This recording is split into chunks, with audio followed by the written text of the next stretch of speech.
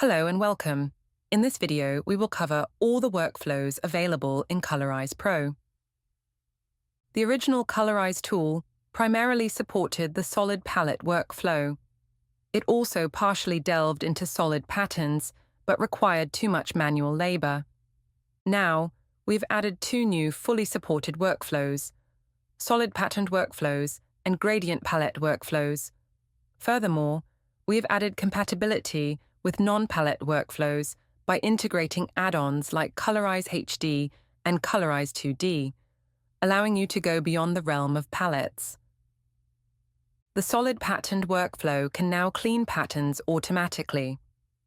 We have included several cleaning and auto-grouping algorithms to save you time, as manual cleaning was a tedious task in the past.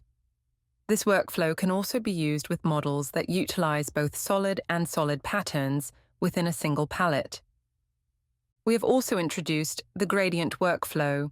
In this workflow, you can edit gradient textures, convert gradients to solids, convert solids to gradients, which is subject to compatibility, inject patterns into any region, and override patterns in any region with solid, gradient, or even a new pattern.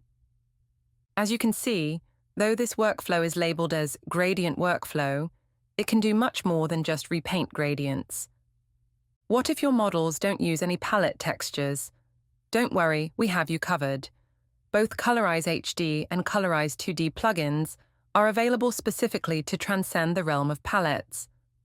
Colorize HD works on any model that uses non-palette textures, while Colorize 2D works with sprite textures.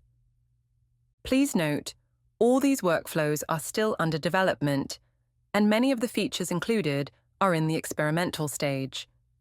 We will improve them over time based on your feedback, so please join us on Discord if you would like to report any bugs or request any changes.